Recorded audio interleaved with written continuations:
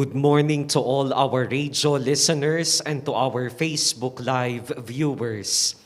We celebrate today the Holy Mass for the Solemnity of the Nativity of Saint John the Baptist. Our Eucharistic celebration will be presided by Reverend Father Ricarthy D. Macalino, Director of Bahay Pag-ibig, Holy Angel Village, Telabastagan, City of San Fernando, Pampanga, and Munting Tahanan ng Nazareth, Mauaque, Mabalacat City. Together, we sing the entrance hymn.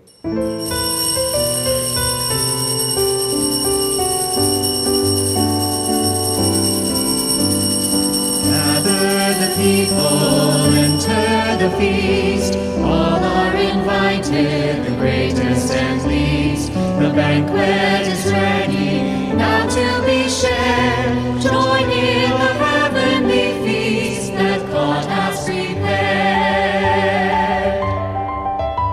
Around this table we dine as in beloved family of God.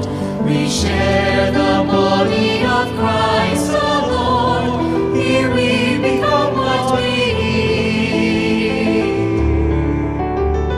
Gather the people, enter the feast. All are invited, the greatest and least. The banquet is ready, now to be shared. Join in the heavenly feast that God has prepared. In the name of the Father, and of the Son, and of the Holy Spirit. Amen. The grace of our Lord Jesus Christ, and the love of God, and the communion of the Holy Spirit be with you all. And with your spirit. Today we celebrate the solemnity of the Nativity of Saint John the Baptist. Rite for the blessing and sprinkling of water. Dear brethren, let us humbly beseech the Lord our God to bless this water he has created, which will be sprinkled on us as a memorial of our baptism. May he help us by his grace to remain faithful to the Spirit we have received. Almighty, ever-living God, who willed the true water, the fountain of life, and the source of purification, even souls should be cleansed and receive the gift of eternal life. Be pleased, we pray, to bless this water, by which we seek protection on this your day, O Lord. Renew the living spring of your grace within us, and grant that by this water we may be defended from all ills of spirit and body, and so approach you with the hearts made clean, and worthily receive your salvation through Christ our Lord. Amen.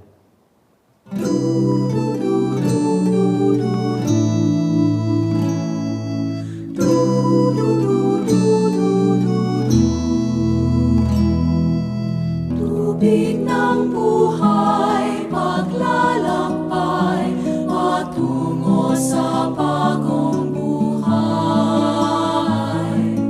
O Jesu Cristo, aming gabay, paspasan mo ang aming alay.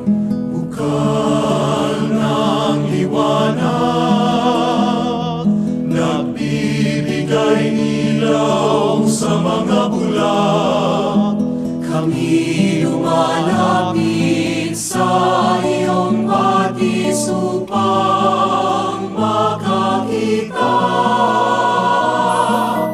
Tubig ng buhay, paglalakbay, patungo sa bagong buhay.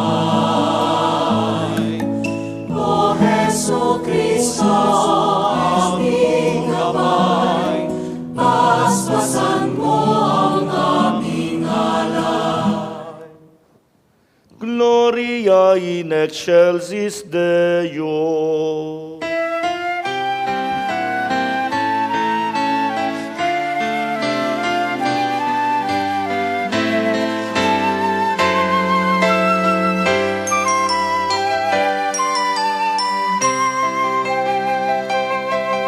Luwalhati sa Diyos sa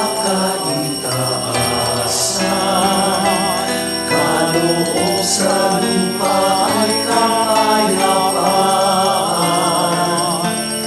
Pinupuri ka, ipinagdaralan, sinasamba ka dahil sa dakilang mong kalwalhatian. Panginoon aming Diyos, Hari ng langit, Amang makapangyarihan, Panginoong Jesucristo, buktong na anak ng Diyos, Kordero ng Ama. Ikaw na nag-aalis ng mga kasalanan ng sanlibutan. Tanggapin mo ang aming kahilingan, ikaw na naluluklok sa kanan ng Ama. Maawa ka sa amin, ikaw lamang ang banal, Panginoong Jesucristo, kasama ng Espiritu, sa luwalhati ng Ama. Amen, amen, amen,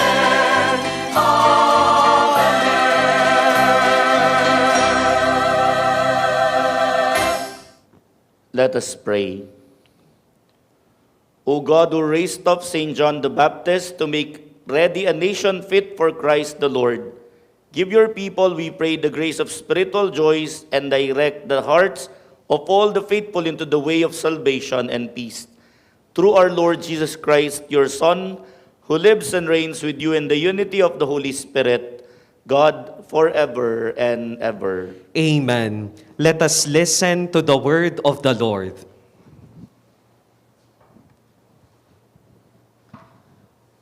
A reading from the book of the prophet Isaiah. Hear me, O coastlands. Listen, O distant peoples. The Lord called me from birth. From my mother's womb, He gave me my name. He made of me a sharp-edged sword and concealed me in the shadow of His arm. He made me a polished arrow. In His quiver, He hid me. You are my servant, He said to me, Israel, through whom I show my glory. Though I thought I had toiled in vain, and for nothing, uselessly spent my strength, yet my reward is with the Lord, my recompense is with my God. For now the Lord has spoken, who formed me as His servant from the womb, that Jacob may be brought back to Him, and Israel gathered to Him. And I am made glorious in the sight of the Lord, and my God is now my strength. It is too little, He says, for you to be my servant, to raise up the tribes of Jacob, and restore the survivors of Israel. I will make you a light to the nations, that my salvation may reach to the ends of the earth. The word of the Lord. Thanks be to God. I praise you, for I am wonderfully made. I praise you, for I am wonderfully made. O Lord, you have probed me, you know me. You know when I sit and when I stand. You understand my thoughts from afar, my journeys and my rest you scrutinize. With all my ways you are familiar. I praise you, for I am wonderfully made. Truly you have formed my inmost being. You knit me in my mother's womb. I give you thanks that I am fearfully, wonderfully made. Wonderful are your works. I praise you, for I am wonderfully made. My soul also you knew full well, nor was my frame unknown to you, when I was made in secret, when I was fashioned in the depths of the earth. I praise you, for I am wonderfully made. A reading from the book of the Acts of the Apostles. In those days, Paul said, God raised up David as king of him. God testified, I have found David, son of Jesse, a man after my own heart. He will carry out my every wish. From this man's descendants, God, according to his promise, has brought to Israel a Savior, Jesus. John heralded his coming by proclaiming a baptism of repentance to all the people of Israel. And as John was completing his course, he would say, "What do you suppose that I am? I am not he. Behold, one is coming after me. I am not worthy to unfasten the sandals of his feet. My brothers, sons of the family of Abraham, and those others among you who are God-fearing, to us this word of salvation has been sent." The word of the Lord. Thanks be to God. Let us honor the Holy Gospel. Hallelujah! Hallelujah! Hallelujah! Hallelujah! Hallelujah! Hallelujah! Hallelujah! Hallelujah! Hallelujah! The Lord be with you. And with your spirit. A reading from the Holy Gospel according to St. Luke. Glory to you, O Lord. When the time arrived for Elizabeth to have her child, she gave birth to a son. Her neighbors and relatives heard that the Lord had shown his great mercy toward her, and they rejoiced with her. When they came on the 8th day to circumcise the child, they were going to call him Zechariah after his father. But his mother said in reply, "No, he will be called John." But they answered her, "There is no one among your relatives who has this name." So they made signs asking his father what he wished him to be called. He asked for a tablet and wrote, "John is his name." And all were amazed.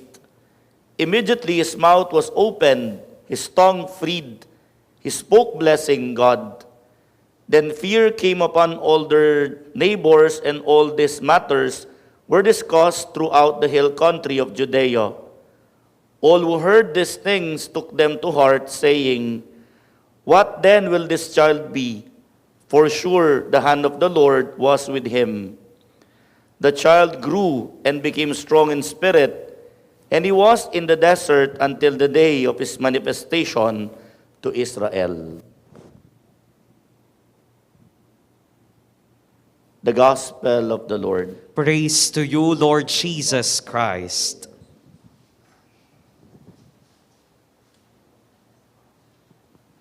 In our Gospel, our evangelist, St. Luke, told us, people made signs asking his father what he wished him to be called.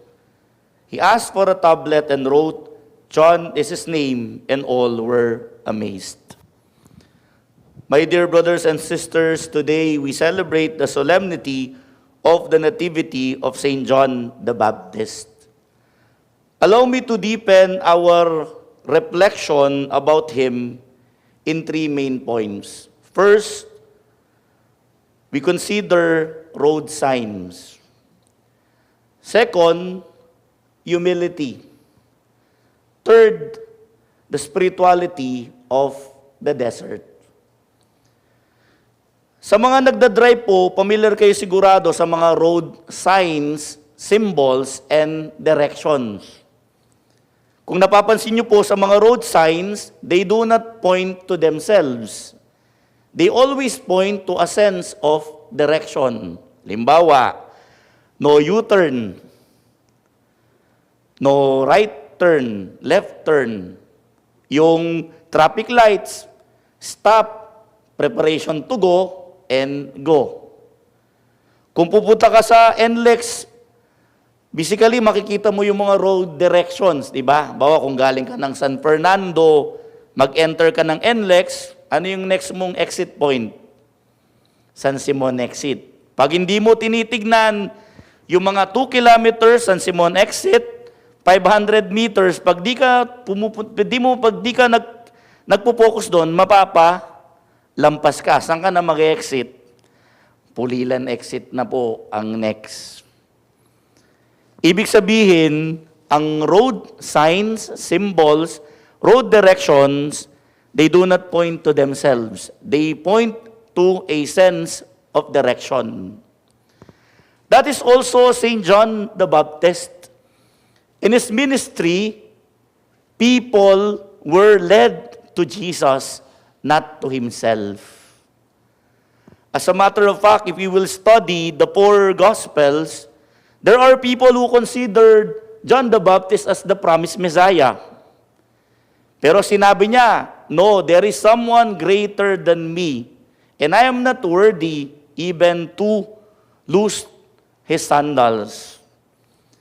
Ibig sabihin, unang-una, sa buhay ni St. John the Baptist, tinuturuan tayo na maging malapit kay Jesus. That in our life, we inspire people to be closer to Jesus, to be closer to God. Kung i-reflect kaya natin yung pananalita natin, yung pag-uugali natin, yung buhay natin, nahilalapit ba natin ang tao palapit sa Diyos? Ang buhay natin dapat ay buhay na pagpupuri sa Panginoon, hindi pagsisentro ng ating sarili, hindi pagmamayabang para bagang mas makapangyarihan pa tayo kesa sa Diyos. Pangalawa, ano yung dapat nating i-consider kay St. John the Baptist? Humility. Actually, in John 3, verse 30, sinabi niya, He must increase, I must decrease.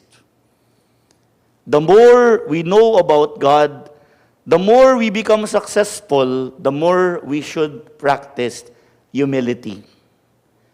Kasi pag mayroon tayong accomplishment, pag mayroon po tayong nagagawa, our tendency is to become self-centered, to focus more on ourselves. Nagkakaroon na tayo ng self-entitlement para bagang nawawala na ang ating pagtingin sa Diyos at nawawala na ang ating pagyapak sa ground. Di ba, nung mga bata tayo, laging sinasabi po ng ating mga magulang, sana habang dumadami ang nalalaman mo, lalo kang magpakumbaba. Lalo kang naka-grounded yung iyong mga paa sa ground. Ibig sabihin, humility. The way to eternal life is by going down, by practicing humility. Ibig sabihin, sa kababaang loob, doon natin lalong mag-glorify ang Diyos. Diba, sabi nga, we do this for the greater glory of God. Ad maiorem Dei gloriam. Ang lahat ng ginagawa natin, pagpupuri, pagsesentro ng Diyos sa buhay natin. At panghuli, ano ba yung desert? Kung pag-aaralan po natin ng Bible, specifically in the Old Testament and in the New Testament, ang disyerto po ay place of spiritual renewal. Lugar na kung saan magkakaroon tayo ng spiritual renewal. Kung makikita nyo po, si John, di ba, bago siya nagpakita, he stayed in the desert. And also Jesus, before his public ministry for 40 days and 40 nights, Jesus stayed in the desert. Anong ibig sabihin ng pangatlong punto about sa buhay ni St. John? Kaya ako po, lagi kong sinasabi, hindi lang si St. Ignatius of Loyola ang patron saint of retreat. We can also consider St. John the Baptist as a patron saint for retreatants. Bakit? Kasi importante din, from time to time, tayong mga tao, sa dami ng ginagawa natin, sa dami ng nakaka-stress sa atin, sa dami ng iniisip natin, importante from time to time, we go on a retreat. In silence, we commune with the Lord in order to recharge, not just physically, emotionally, but more so spiritually. Kaya po, di ba, sa mga eskwelahan, sa mga companies, Lalong-lalo na kung Catholic institutions ang mga yan, meron talagang annual retreat. In my case po, dun po sa Bahay Pag-ibig, binalik ko po yung monthly recollection ng mga staff.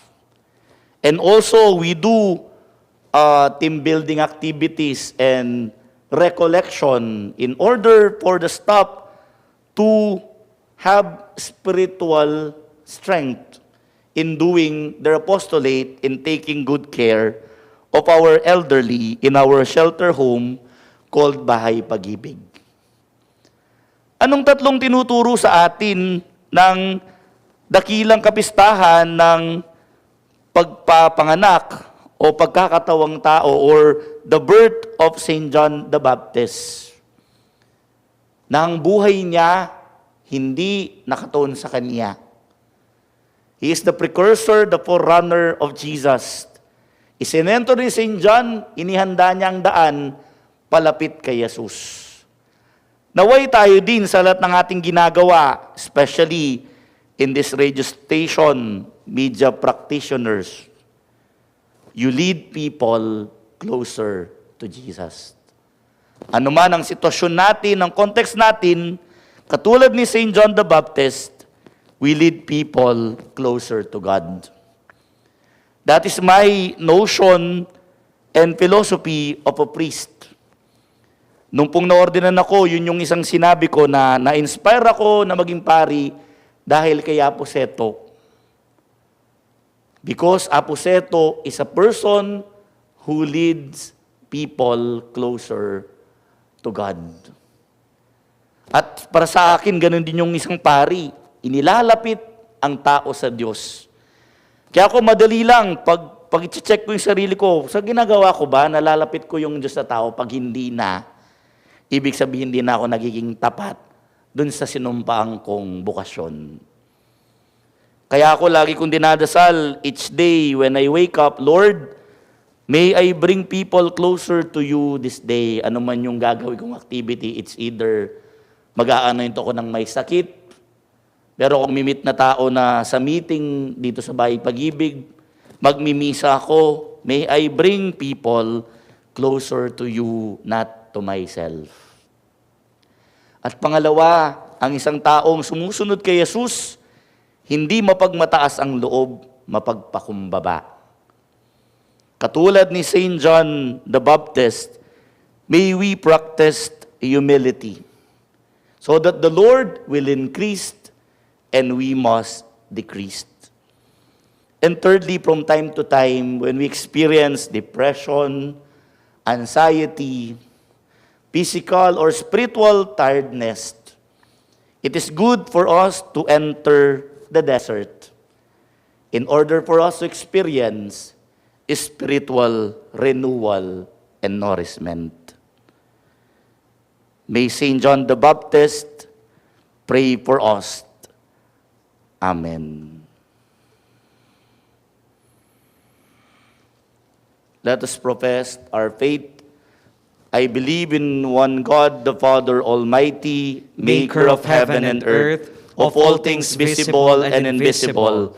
I believe in one Lord Jesus Christ, the only begotten Son of God, born of the Father before all ages, God from God, light from light, true God from true God, begotten, not made, consubstantial with the Father.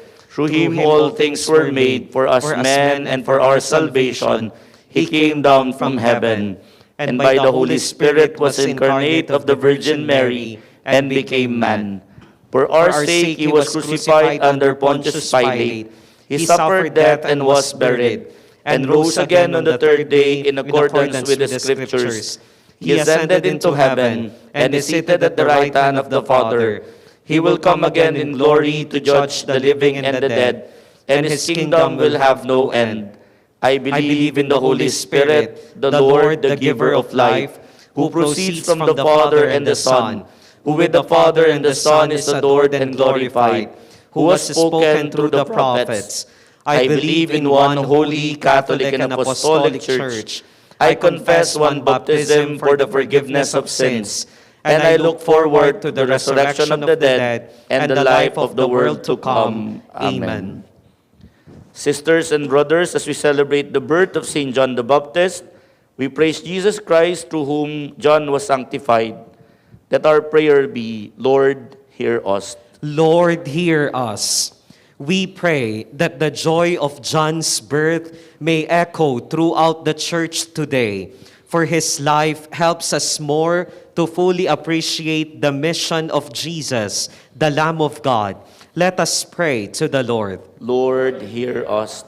We pray for all who are baptized into Christ, that they may live as prophets like John, giving witness to Jesus in all they say and do. Let us pray to the Lord. Lord, hear us. We pray that those who are searching for a faith, may they receive the baptism of repentance and so know the joy of accepting Jesus as their Lord. Let us pray to the Lord. Lord, hear us. We pray for the people who honor Saint John the Baptist as patron, that they, like Saint John, will look to Jesus, the Lamb of God. Let us pray to the Lord. Lord, hear us. We pray for those who offer safe places to many refugees. May they encourage other nations to show hospitality. Let us pray to the Lord. Lord, hear us. We pray for the World Meeting of Families in Rome, that John the Baptist, along with his parents Elizabeth and Zechariah, and cousins Jesus, Mary, and Joseph, will encourage holiness, love, and peace in all families. Let us pray to the Lord. Lord, hear us. That all who have died in faith, especially those who passed away because of COVID-19, may dwell in Christ's abundant love for eternity. Let us pray to the Lord. May the Lord accept our intentions, especially for our safety against COVID-19, complete healing for those who are affected by this virus, and for the complete healing of our sick brothers and sisters, especially Willie Limson and Maria Lea Benco Cabalya. The intentions of all our radio listeners and Facebook Live viewers, the intentions being sent in the different programs of our radio, the special intentions of the radio station of our Archdiocese, and the intentions of the spiritual children of Padre Pio and all the devotees of Saint Padre Pio of Pietrelcina. Let us pray to the Lord. Lord, hear us. In silence, let us offer to God our particular intentions.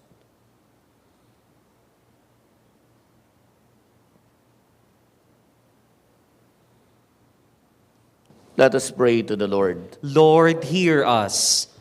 Lord our God, you knit each one of us together in our mother's womb. We thank you for the wonder of our being and pray that we may always respect and reverence the life you have given us, made even more wondrous in baptism, through Christ our Lord. Amen. Together we sing the hymn for the preparation of the gifts.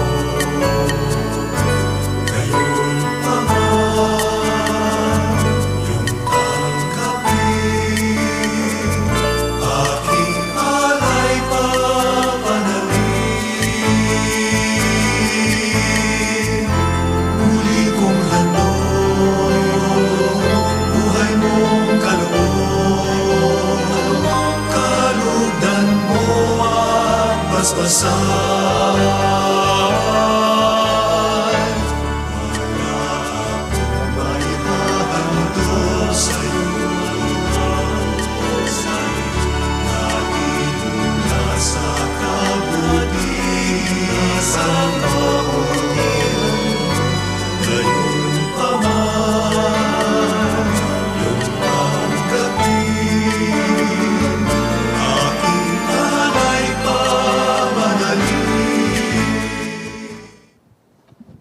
Pray, brethren, that my sacrifice and yours may be acceptable to God, the Almighty Father. May the Lord accept the sacrifice at your hands for the praise and glory of his name, for our good and the good of all his holy church. We place these offerings on your altar, O Lord, to celebrate with fitting odor the nativity of him who both foretold the coming of the world's Savior and pointed him out when he came, who lives and reigns forever and ever. Amen. The Lord be with you. And with your spirit, Lift up your hearts. we lift them up to the Lord. Let us give thanks to the Lord our God. It is right and just. It is truly right and just, our duty and our salvation, always and everywhere to give you thanks, Lord, Holy Father, Almighty and Eternal God, through Christ our Lord.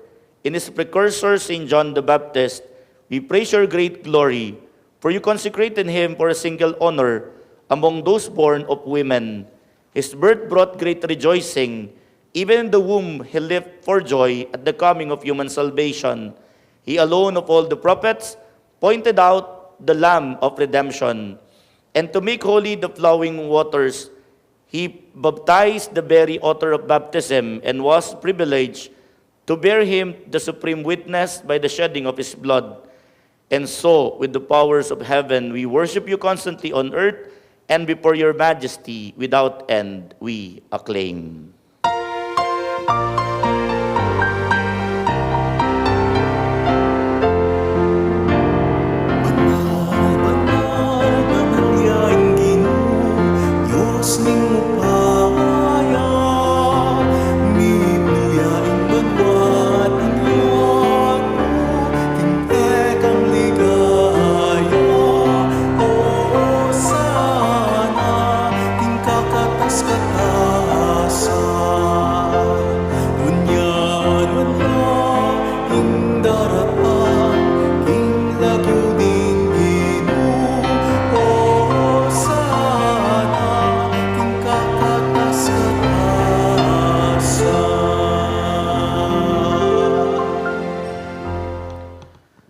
You are indeed holy, O Lord, the fount of all holiness. Make holy, therefore, these gifts, we pray, by sending down your Spirit upon them like the dewfall, so that they may become for us the body and blood of our Lord Jesus Christ. At the time he was betrayed and entered willingly into his passion, he took bread and giving you thanks, he broke the bread and gave it to his disciples, saying, "Take this, all of you, and eat of it, for this is my body, which will be given up for you."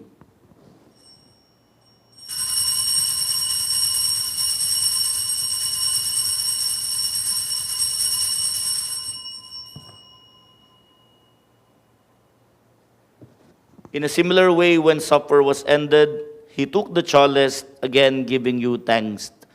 He gave the chalice to his disciples, saying, "Take this, all of you, and drink from it, for this is the chalice of my blood, the blood of the new and eternal covenant, which will be poured out for you and for many, for the forgiveness of sins. Do this in memory of me."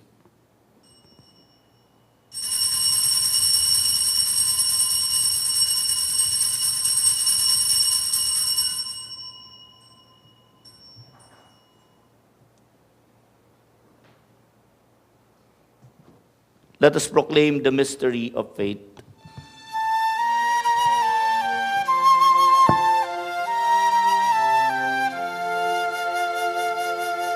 Si Kristo'y namatay, si Kristo'y nabuhay, si Kristo'y babalik sa wakas ng panahon. Therefore, as we celebrate the memorial of his death and resurrection, we offer you, Lord, the bread of life and the chalice of salvation, giving thanks that you have held us worthy to be in your presence and minister to you. Humbly we pray that partaking of the body and blood of Christ, we may be gathered into one by the Holy Spirit. Remember, Lord, your church spread throughout the world, and bring her to the fullness of charity, together with Francis our Pope, Laurentino our Bishop, Pasiano our Bishop Emeritus, and all the clergy. Remember also our brothers and sisters who have fallen asleep in the hope of the resurrection, and all who have died in your mercy.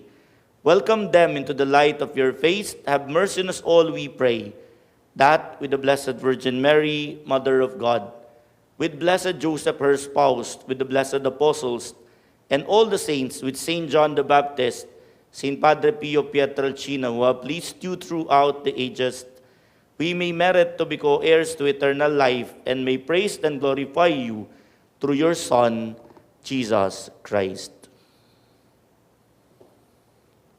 Through him, with him, in him, O God, Almighty Father, in the unity of the Holy Spirit, all glory and honor is yours forever and ever. Amen, amen, amen, amen, amen, amen, amen.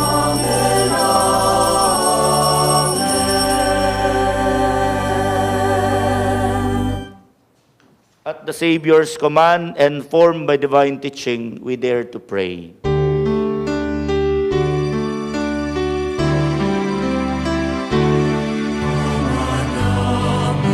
Sumasalangit ka sa mahinang ngalan mo, mapasa amin ang kaharian mo, sundin ang naan mo.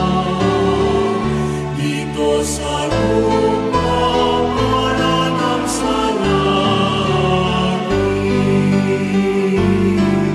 bigyan mo kami ngayon ng aming kakanin sa araw-araw, at patawarin mo ang aming mga sala, para ng pagpapatawad namin sa nagkakasala sa amin, at huwag mo kaming ipahintulot sa tukso, at ganyan mo kami sa lahat ng masama.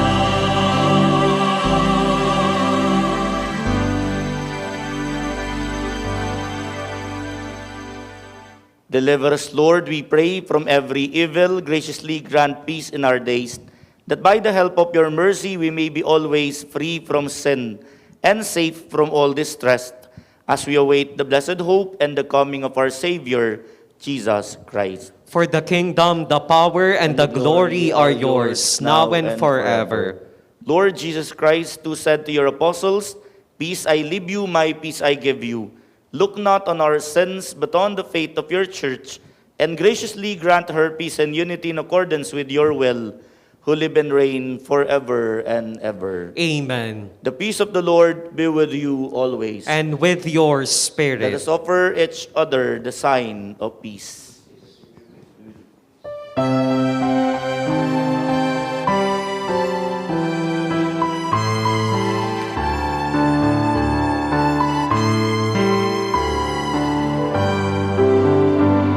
Cordero ng Diyos, ang nilalangkong kasalanan ninyan mo, ikaluluwa mo kami. Cordero ng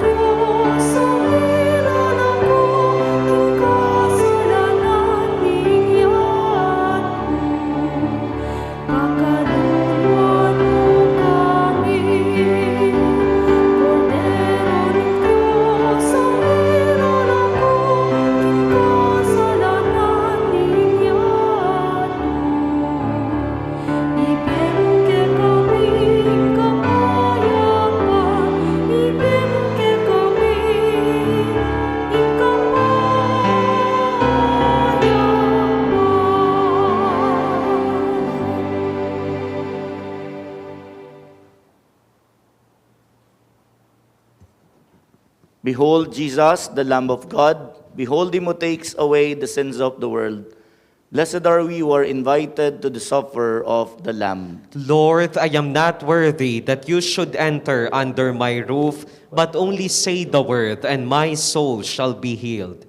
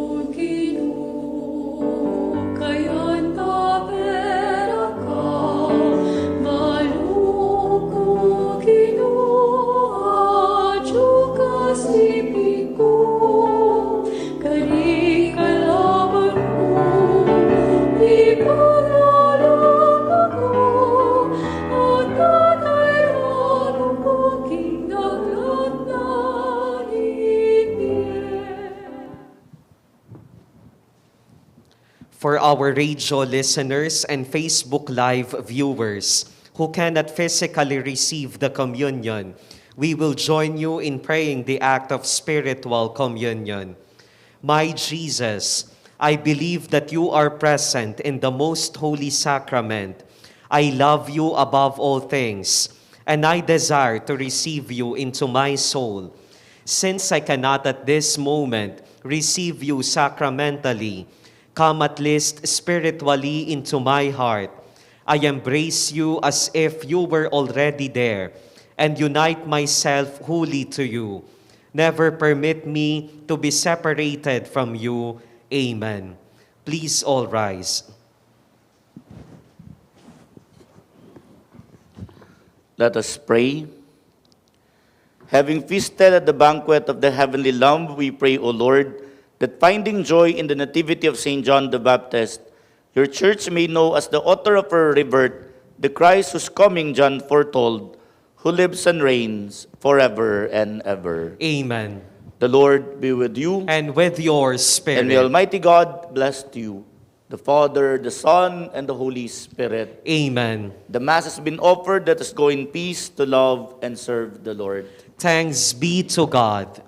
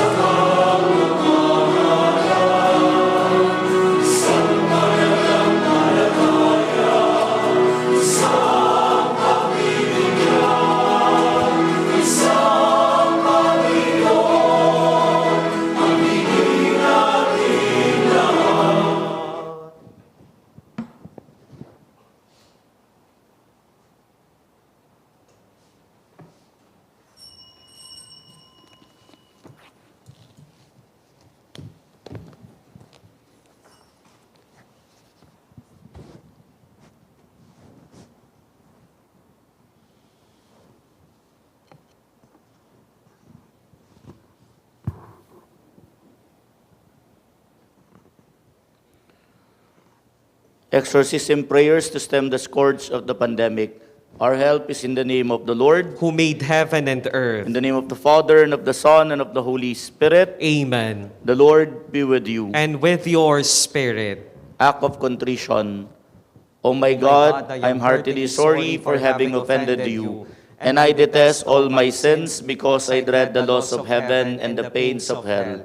But most of all, because I have offended you, my God, who are all good and deserving of all my love, I firmly resolve with the help of your grace to confess my sins, to do penance, and to amend my life. Amen.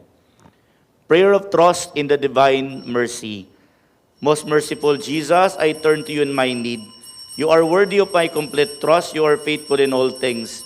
When my life is filled with confusion, give me clarity and faith. When I am tempted to despair, fill my soul with hope. Most merciful Jesus, I trust you in all things. I trust in your perfect plan for my life. I trust you when I cannot comprehend your divine will. I trust you when all feels lost. Jesus, I trust you more than I trust myself. Most merciful Jesus, you are all-knowing, nothing is beyond your sight. You are all-loving, nothing in my life is beyond your concern. You are all-powerful, nothing is beyond your grace. Most merciful Jesus, I trust in you. I trust in you, I trust in you. May I trust you always and in all things. May I daily surrender to your divine mercy. Most Blessed Virgin Mary, Mother of Mercy, pray for us as we turn to you in our need. Amen. Prayer to Saint Michael the Archangel. Saint Michael the Archangel, defend us in battle, be our protection against the wickedness and snares of the devil. May God rebuke him, we humbly pray. And do thou, O Prince of the heavenly host, by the power of God, cast into hell Satan and all the evil spirits who prowl about the world seeking the ruin of souls. Amen. Prayer to Our Lady, Queen of Angels. O august Queen and Our Lady of Angels, who receive from God the power and mission of crushing the head of Satan, we humbly beg you to send us heavenly legions with Saint Michael the Archangel as head, so that under your orders they may chase the demons, combat them everywhere, repress their boldness, and drive them back into the abyss. Who is like God, O good and tender Mother, you shall always be our love and our hope. O Divine Mother, send your holy angels to defend us, and to drive away from us the cruel enemy. Holy angels and archangels, defend us and guard us. Amen. Prayer to Saint Joseph, terror of demons and protector of the Christian family. We turn to you in our tribulations, especially now in this time of the pandemic, afflicting humanity, O Blessed Father Joseph. And after having implored the help of your holy bride, we likewise solicit your patronage with confidence.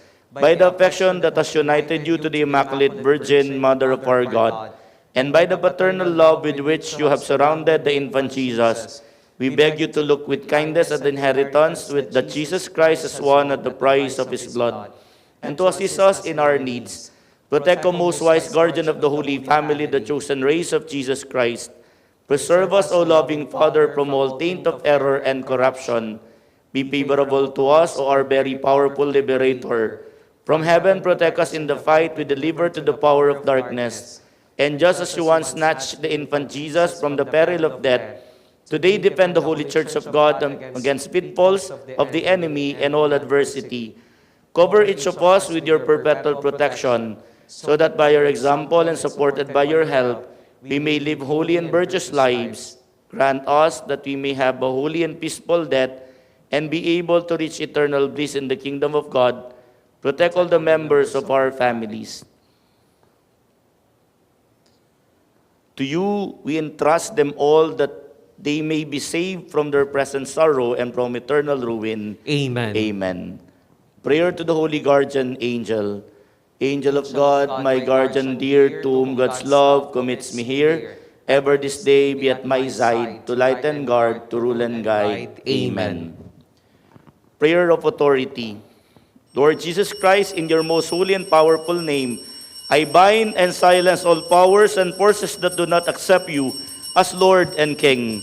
In the air, in the water, in the ground, the netherworld, nature and spiritual world, in your name, I bind all demonic action in my life and in my family. Lord, seal our homes and all of us here and all our intentions in the precious blood of Jesus Christ. Blessed Mother Mary, we ask you to surround us with the mantle of protection and crush Satan's power in our lives. Saint Joseph, protect us. Saint Michael the Archangel, we ask you and all our guardian angels to defend us in the battle against Satan and all powers of darkness that seek to ruin our life and our souls. Amen. Prayer against demonic influence. Almighty God, who deliver your people from the bondage of adversary, and through your Son cast down Satan like lightning, deliver us, your sons and daughters, and our entire families, also from every influence of unclean spirits, especially that of spirits of death, sickness, despair, confusion, division, anxiety, avarice, injustice, fear, anger, hatred, lust, sloth, and pride. Command Satan to depart far from us, our families, and all our loved ones. By the power of your only begotten Son, rescue us from demonic imaginings and darkness.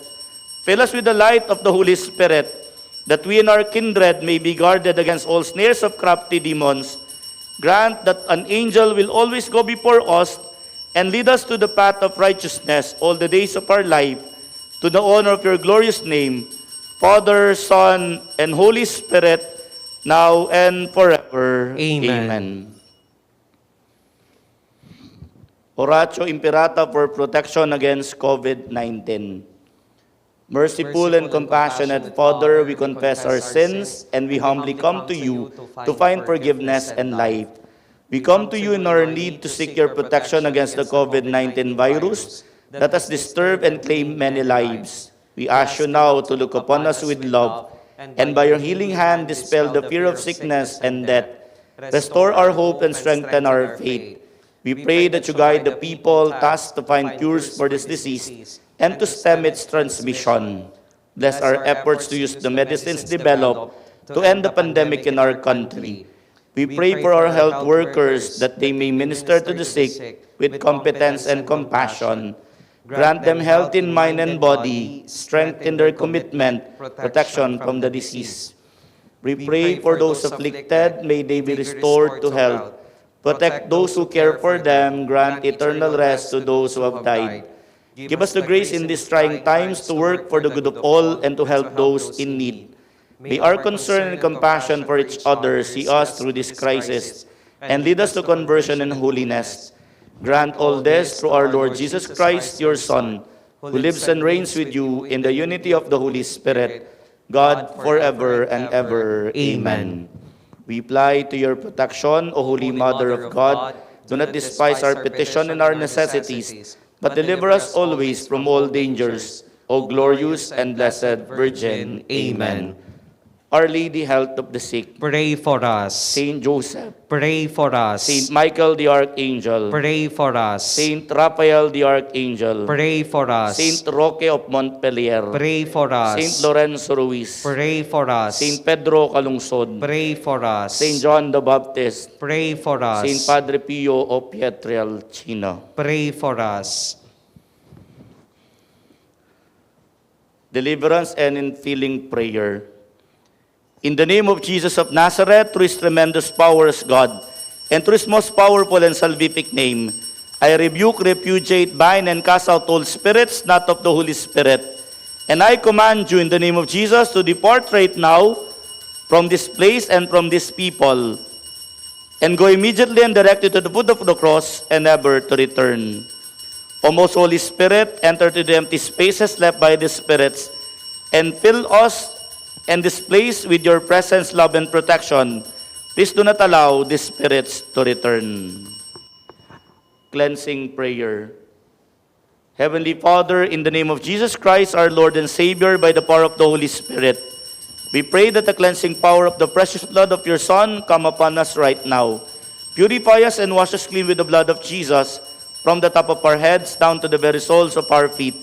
Let his blood penetrate the very marrow of our bones to cleanse us from any entanglement, from whatever spirit we have come in contact with during the course of our intercession. Let his blood penetrate the very marrow of our bones to cleanse us from any entanglement, from whatever spirit we have come in contact with during the course of our intercession. Let his blood penetrate the very marrow of our bones to cleanse us from any entanglement, from whatever spirit we have come in contact with during the course of our intercession.